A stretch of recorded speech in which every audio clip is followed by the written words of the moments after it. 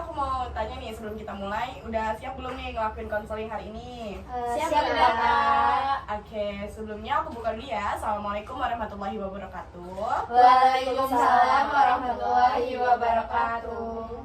Jadi hari ini karena jadwal kita ini samaan, ketemu, akhirnya saya kumpulkan dalam sesi konseling hari ini. Jadi kan kemarin tuh ada nih beberapa yang menghubungi saya tentang permasalahan karir yang kalian hadapi. Jadi karena jadwal kita kebetulan bertemu, jadi saya kumpulkan ke dalam sesi kelompok ini.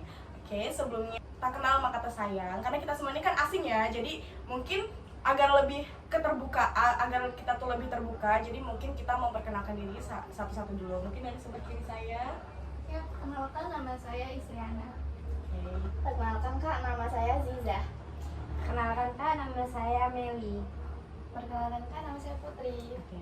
Dan salam kenal ya semuanya. Salam kenal Kak.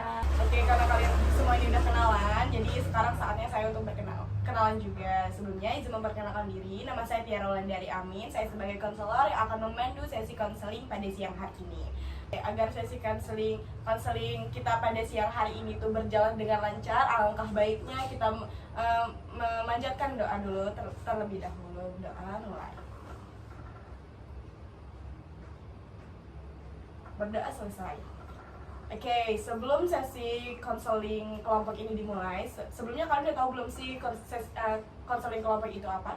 Belum Kak. Oke, sebelumnya jadi konseling kelompok itu adalah suatu bentuk layanan atau bantuan yang diberikan oleh seorang konselor kepada individu yang membutuhkan bantuan dalam menyelesaikan masalahnya. Karena kebetulan mayoritas dari permasalahan kita adalah karir untuk hari ini, jadi kita akan menyelesaikan masalah karir yang sedang dihadapi.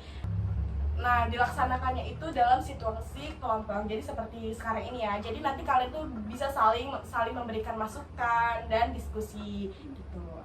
Oke, bisa dipahami? Bisa Kak.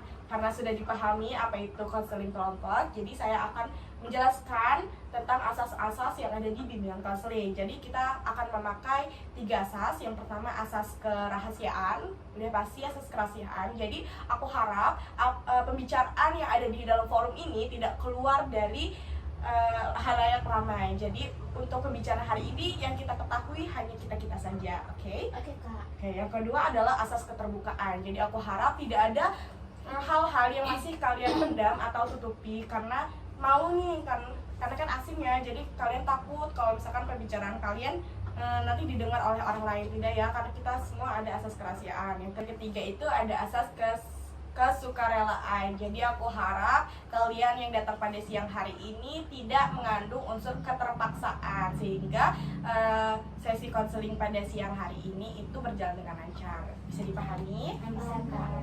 Karena saya tadi sudah menjelaskan asas dan apa itu konseling kelompok, jadi alangkah baiknya sekarang kita mulai sesi konseling kelompok. Jadi nanti saya akan meminta kalian untuk satu-satu untuk menyampaikan pendapat, keluhan atau permasalahan. Bisa dimulai dari Putri. Oke. Izin bertanya ya Kak. Saya merasa kalau karir saya itu tidak berubah dan stagnan aja, sehingga saya itu tidak melihat adanya perkembangan dalam pekerjaan saya, sehingga saya itu kurang termotivasi. Jadi kamu tuh punya masalah di pekerjaan kamu ya, pekerjaan Iya. kamu tuh terasa stagnan gitu-gitu Iya. aja gitu ya. Oke.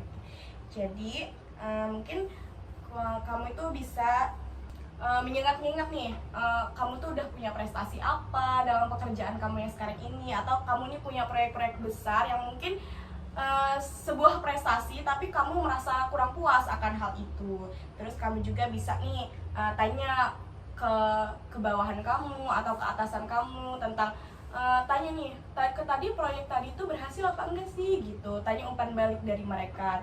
Terus yang ketiga, kamu juga nih bisa ambil inisiatif, kayak misalkan ada proyek dari tim lain nih yang belum selesai, kamu bisa ikut bantu mereka gitu juga bisa. Terus yang keempat itu kamu juga bisa ngikutin pelatihan baru nih, jadi kamu itu punya pengalaman baru gitu, jadi kamu tuh gak merasa untuk itu aja gitu, punya keterampilan yang lain. Terus yang terakhir adalah jika kamu tidak merasakan adanya perubahan juga, kamu bisa melakukan evaluasi tentang tujuan karir kamu jangka panjang dan jangka pendeknya. Lalu terbuka terhadap peluang baru di luar tempat kerja saat kamu. Jadi kamu bisa mencari-cari lagi pekerjaan baru di luar, dan kamu harus mengevaluasi arah karir kamu, mengingat motivasi sering datang dari rasa pencapaian dan perkembangan pribadi. Jadi saran aku mungkin kamu lebih lebih merasa puas aja terhadap pekerjaan kamu yang sekarang gitu. Jadi Oke, baik Kak, terima kasih banyak ya Kak. Oke. Cukup paham banget. Oke, karena tadi permasalahan Putri sudah terjawab, mungkin kita lanjut ke permasalahannya Isliana yang ada di samping kiri saya. Jadi Kak, kalau di sini saya memiliki kesulitan dalam mengambil langkah untuk menentukan karir lanjutan saya itu gimana ke depannya. Oke, jadi kamu masih bingung ya, bisa dia katakan seperti itu. Oke, mungkin karena kamu ini masih bingung langkah apa yang akan kamu ambil selanjutnya, kamu ini bisa nih identifikasi melalui minat dan bakat kamu, nilai dan juga kepribadian yang kamu miliki. Terus kamu bisa nih introspeksi diri tentang momen-momen dalam kehidupan sehari-hari kamu nih, apa sih yang membuat kamu tuh merasa puas dan bahagia gitu.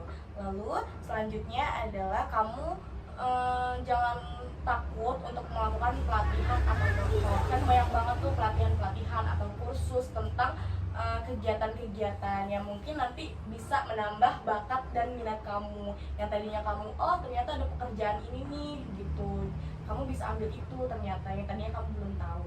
Terus yang ketiga itu kamu nih bisa nih tanya-tanya ke teman kamu yang udah kerja gitu kan, tanya kalau kerja di sini tuh gimana sih enaknya gitu. Jadi kamu nih bisa tanya-tanya, kan kalau misalkan tanya sama teman biasanya kan lebih ada gambarannya mau seperti apa gitu kan. Terus yang ketiga itu kamu juga yang pasti kalau misalkan ngambil pekerjaan harus nentuin tujuan yang jelas dan konkret sehingga kamu itu gak merasa sia-sia. Terus yang terakhir itu adalah terus lakukan evaluasi ya tentunya. Jadi sesuaikan sama tujuan kamu dan kamu tuh lihat ada nggak sih perubahan atau perkembangan yang sesuai dengan minat dan bakat kamu di pekerjaan tersebut. Oke, bisa dipahami? Bisa Kak. Terima kasih. Oke, karena pertanyaan istri lagi-lagi terjawab, sekarang aku minta untuk Azizah menyampaikan permasalahannya. Oke Kak, jadi permasalahan aku di sini tuh aku merasa nggak puas Kak dengan pekerjaanku sekarang. Aku merasa nggak termotivasi serta pekerjaanku tuh gitu-gitu aja, monoton gitu Kak. Aku mau mencoba hal baru. Oke, mungkin permasalahannya mirip-mirip ya sama si Putri tadi yang stagnan gitu, yang kayak gitu-gitu aja. Iya Kak. Tapi jawabannya sedikit berbeda karena kan tadi kamu bilang itu ketidakpuasan ya. Nih, oke, karena kamu kan ketidakpuasan terhadap pekerjaan kamu yang itu aja. Mungkin kamu bisa lakukan hal ini dengan cara introspeksi hal-hal apa yang membuat kamu merasa tidak puas dengan pekerjaanmu saat ini. Lalu kamu bisa pisahkan tujuan jangka pendek dan jangka panjang untuk menciptakan keadaan yang terarah dan pencapaian itu terjadi dengan maksimal.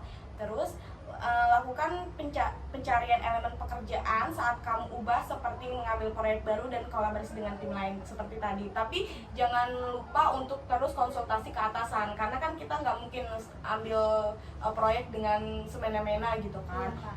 Nah, terus selanjutnya kamu juga bisa nih diskusikan minat dan bakat kamu dengan atasan. Siapa tahu atasan kamu ini mau mendengarkan tentang minat kamu gitu. Terus coba lakukan pertimbangan pilihan karir dengan meninjau kembali tujuan karir kamu dan pertimbangkan apakah ada pilihan karir di luar pekerjaan saat ini yang lebih sesuai dengan minat dan keterampilan kamu. Apakah terjawab? Sangat terjawab. Terima kasih ya Kak Tiara. Oke, sama-sama. Oke, selanjutnya kita nih ke konseli terakhir kita, yaitu Melinda. Bisa tolong sebutkan nggak permasalahan kamu ini apa?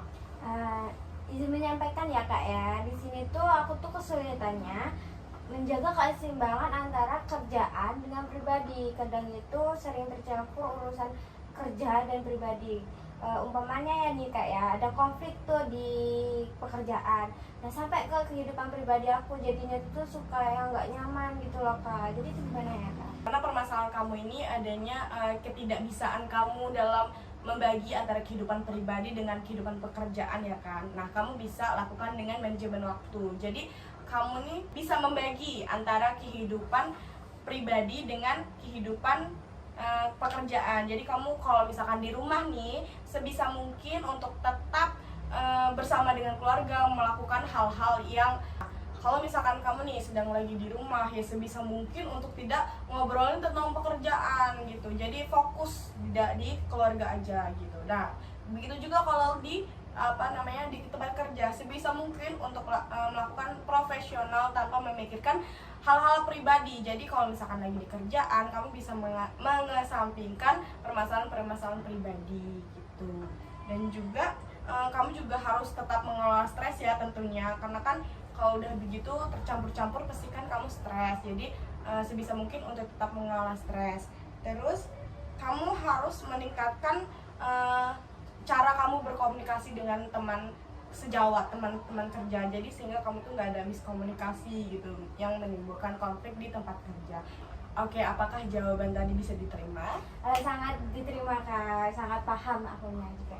Oke, terima kasih. Oke, kalau begitu sesi konseling kita sudah berakhir, selesai, dan aku harap sesi konseling kali ini dapat bermanfaat bagi kita semua. Oke, saya tutup. Wassalamualaikum warahmatullahi wabarakatuh. Waalaikumsalam warahmatullahi wabarakatuh.